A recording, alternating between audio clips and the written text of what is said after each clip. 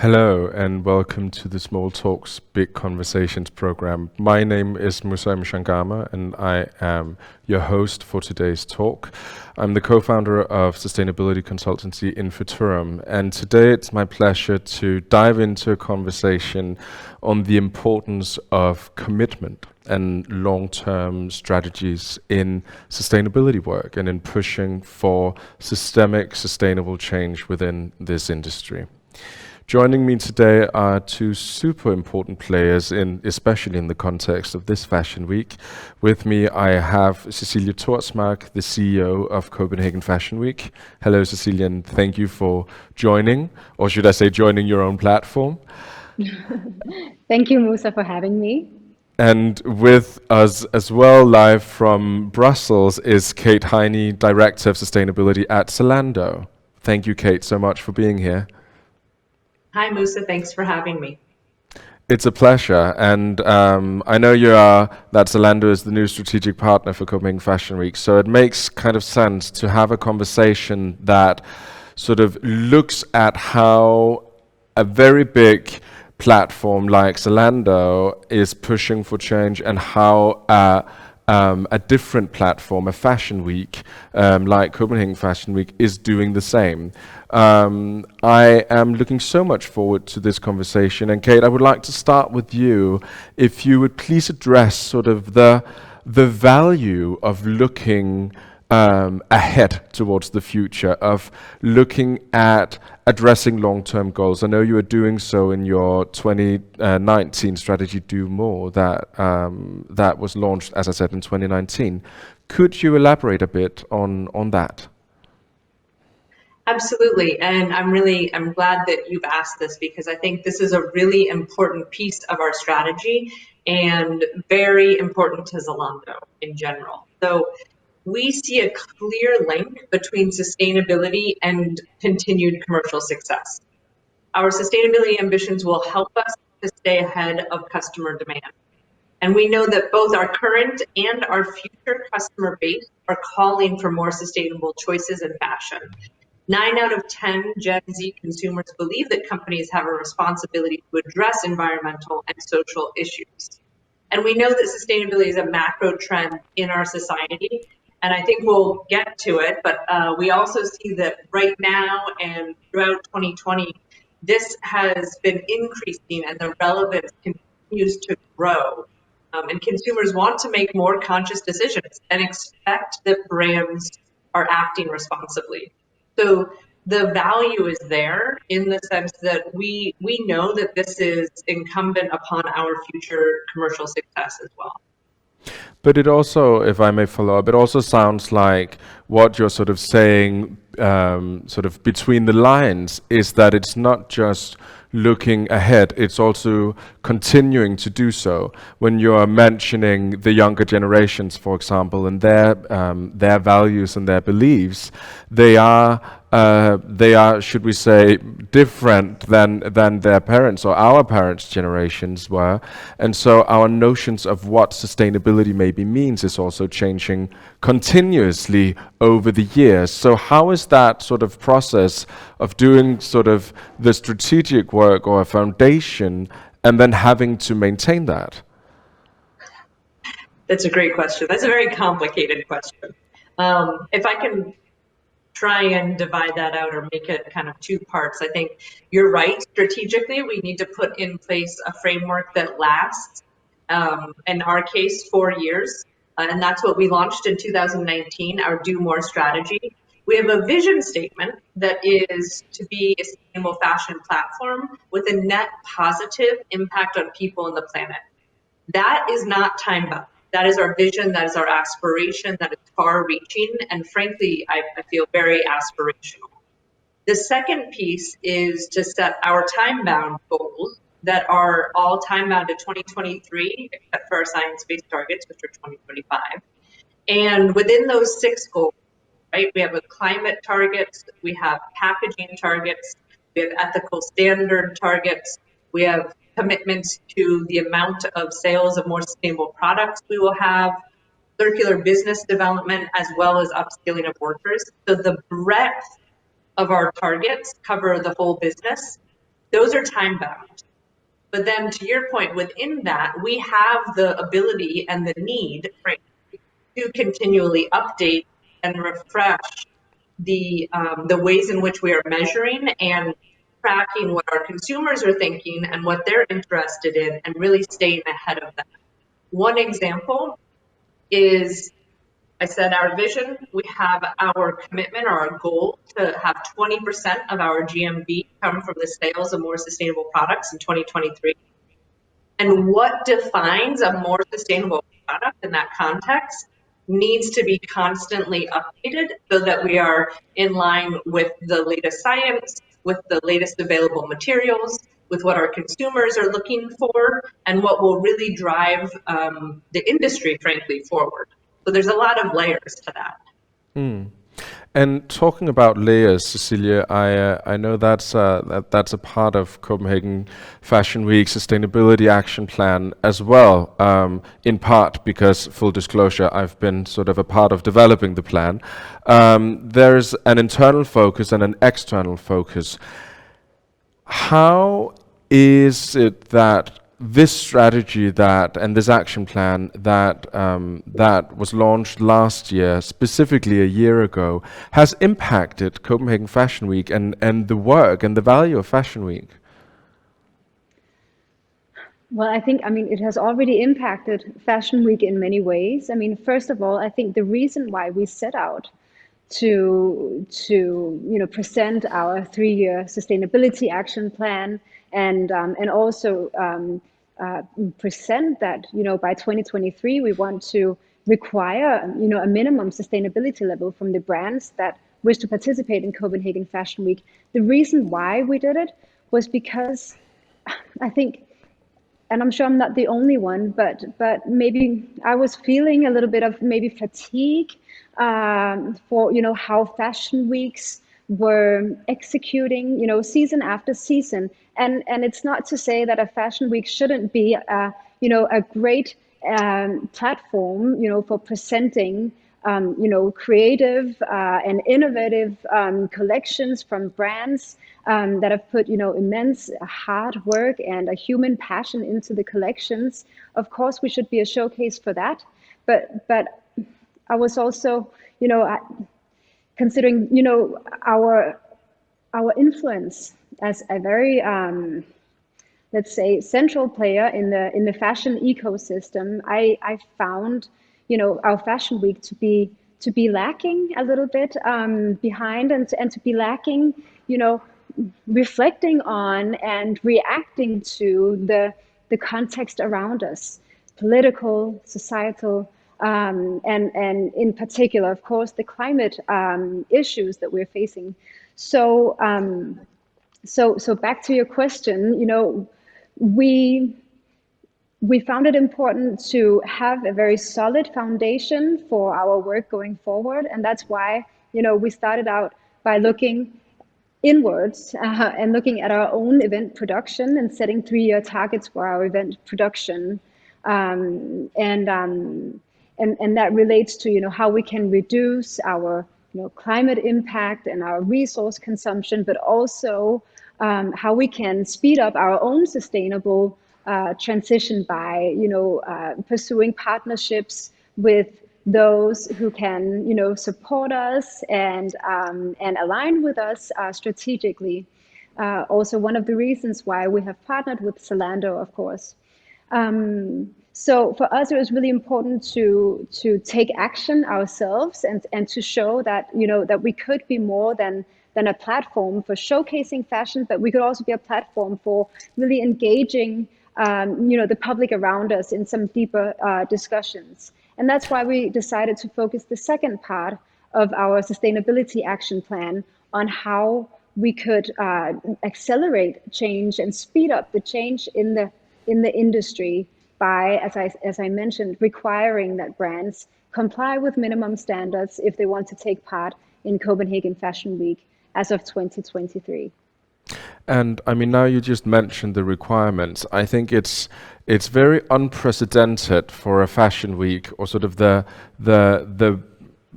tradition of a fashion week, to look that far ahead and say, this is not just about next season or the season that we're showcasing now.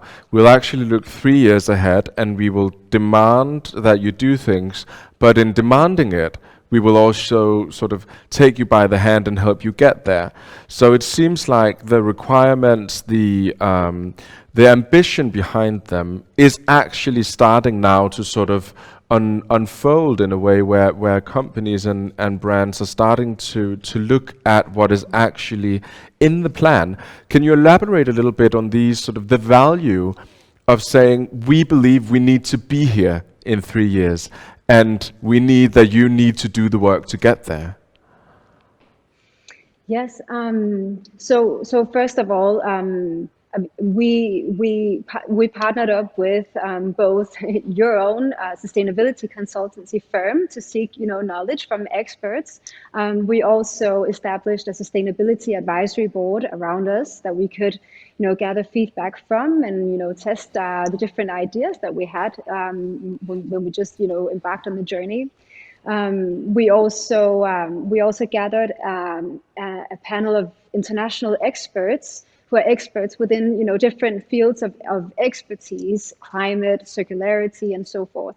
So it's just to say that it was really important for us to have a big and a representative group around us to stress test and to qualify the sustainability requirements. What was your question, Moussa? Sorry. I'm just curious as to sort of how it's actually spreading change or being used now, because it was launched a year ago, and there are 2 years until they are in effect. Yeah. Okay. So my point was, by engaging so many people on so many levels, both experts within sustainability, but also brand profiles, we made sure that our brand was, or that our sustainability requirements strategy was, of course, both far-reaching and super ambitious, but that it also resonated with where the industry is right now. Because I think for us to set standards, minimum standards for participation in 2023, obviously we're not doing it to lose the entire support of the industry and to not have a fashion week going forward. We're doing it ambitiously, but also in a way, we're making sure that we're also being realistic. Of course, ambitious is the key word, but also realistic, because we want to be inclusive of the brands that we represent. I can only imagine that Zalando, when you also make sustainability mandatory for your partner brands, I mean, of course, the ultimate goal is not to lose all your partners, it's to engage them and to take them on the journey and to make sure that they are at a high enough level where you want them to be at in 2023, and maybe also where our society expects brands to be at in 2023. Any comments, Kate? Absolutely agree.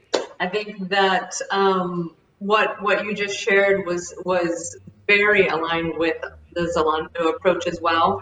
I mean, again, we're both platforms.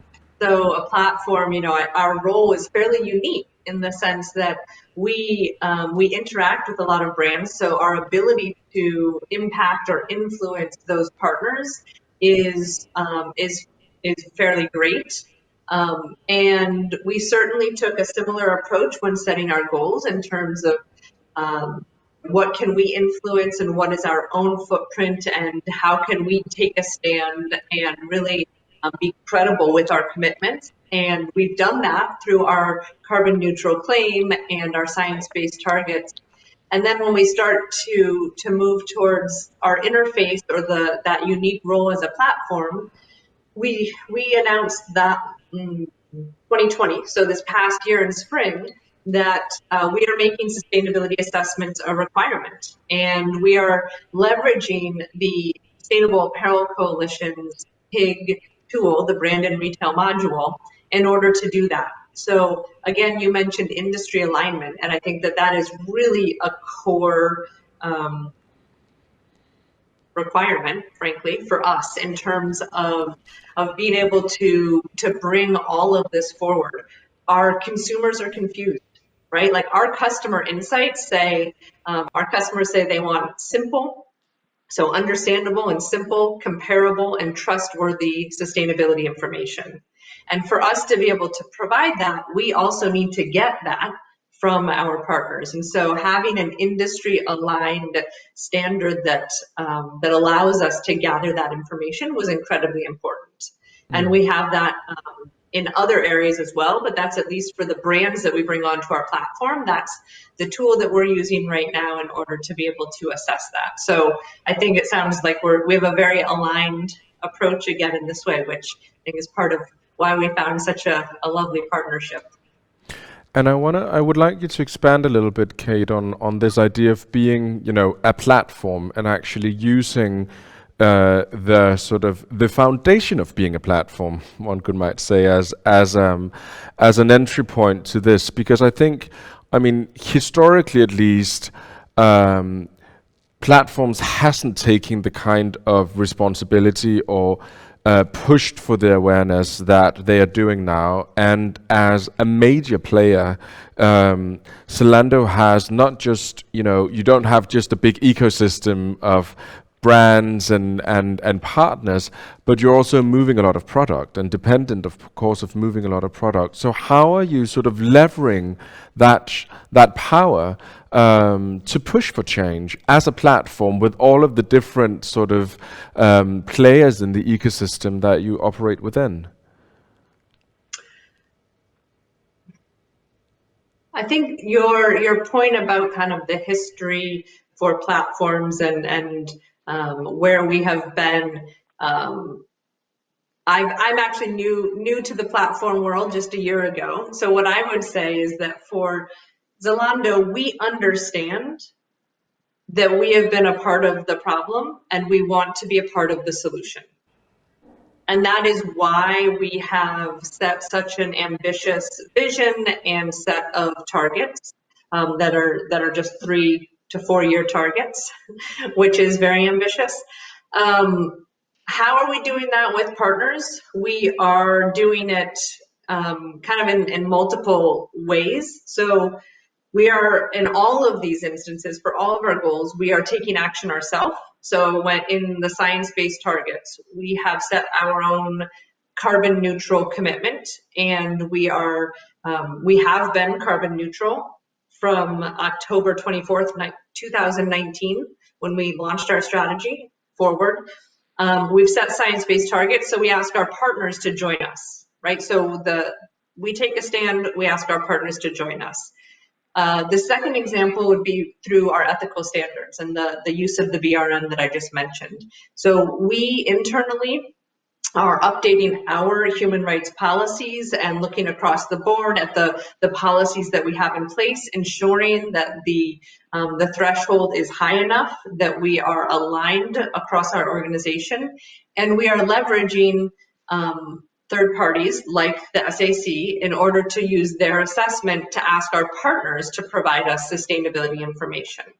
When they do not meet the standards that we are setting for ourselves and for others, we will make difficult decisions and ask these, or not ask, I'm sorry, and remove these partners from our platform. We have done that already over the past couple of years, and we know that we will continue to make difficult decisions as we go through this process, because these are real commitments. We are keeping them. We have to live by them. They're difficult, and I think that they will only become more difficult. But that's the point. As was said just earlier, is if we want all of us to be in a new place, a thriving and positive place in 2023, then we need to set ambitious targets and hold ourselves and our partners accountable to that.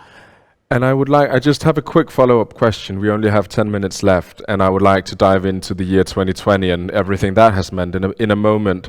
But Kate, one short follow-up question, because it sounds to me like if we're looking at your vision, for example, then as you said, that's the sort of the long-term, far-reaching sort of ambition, that it's also, if you really dive into what that states of being net positive, of really sort of changing systems, we're talking about some very incremental changes to how business is being operated, how we're looking at value creation and profit, who benefit, all of these different things. How much of a business driver is sustainability for you?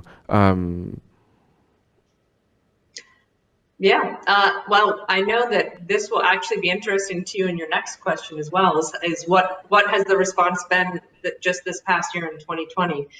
But the bottom line is our customers are asking for this. They have been. We have seen really strong uptake and commitment even in the past year in 2020. So as a value driver, these are the values that A, we want to have and hold as a company, and B, in the other sense of value, this is what drives the value for our customers. We know that consumers are looking for this, and that's why we have even set commercial goals as part of our sustainability commitment. So both in terms of the values that we hold as an organization and believe in for the future, but also the value that is brought to the organization. Thank you. I'll leave the data for 2020 for you. Yeah, because I would like to dive into that. Cecilie, you launched the Sustainability Action Plan in early 2020, exactly a year ago, and then everything was super duper. And then COVID-19 hit, and things had to change for quite a big part of this industry, of course, starting out in production facilities and in the supply chain at first. How has the year 2020 sort of affected not the work you're doing, but the way you are approaching sustainability and its importance? Because it has, to many, I think, been a year of realization of how fragile this system is. Yeah, and I think exactly that is the key word, and I can give you the short answer, and it is, COVID-19 has for sure. We've witnessed how broken our fashion system in fact is. So I think that has reaffirmed the importance of continuing the sustainable transition of our industry, and and also for us to really continue investing in pushing our own sustainability efforts and action, but also of course engaging the industry. I think that's the short question. And if you'd like me to elaborate a little bit, I think, of course, like any other organization or company, we were hit by COVID-19 as well, and had to reallocate resources and rethink and of course also all of a sudden come up with a new digital strategy for our fashion week. So a lot of our energy has also gone into how to tackle a crisis and how to do a digital fashion week. But eventually, I think the most important thing is that our focus remains the same in terms of sustainability. It is absolutely highest on our agenda still, and we also believe, and we're also telling the industry that it should be highest. Or if not ranging, maybe number one together with how to tackle the crisis, because we also, of course, completely acknowledge that the industry is super challenged right now. But don't forget the sustainable transition. Also, because going back to your prior question to Kate, in terms of do we also see a business case in this? And I think just to reflect on us as a fashion week, I think we're doing it, of course, because we believe in science, and we believe that we are at a tipping point and something needs to be done radically in our industry. But we're also doing it. And the reason why it also makes sense for us to do it is because we believe that there's a business case, and that it will secure the brands and future-proof the brands that are part of our fashion week. If they succeed in really, in reaching a very high level of sustainability, and if they succeed in the transformation, and if we've been pushing for that, then I think we've done our job well, and I think we've taken our responsibility seriously. So I think, and if the brands do well, then that also, of course, future proofs our fashion week. So I think, I think there's, I think it makes sense on all levels to engage in this, both from, of course, a science-based perspective, but also from a business case perspective. And I think maybe we are slowly, at least, beginning to understand that it's not radical to do something, it's radical to not do something, because we know that we have to change, basically. We can't find any more excuses. I think, and this is sort of the last question, because we only have a few minutes left, and I think there is, at least with the sustainability conversations and a lot of the work being done in Scandinavia and Northern Europe, it's being sort of touted as one of the leading regions within all of this work. And I still think we're at the early stages of truly understanding the changes that we have to make.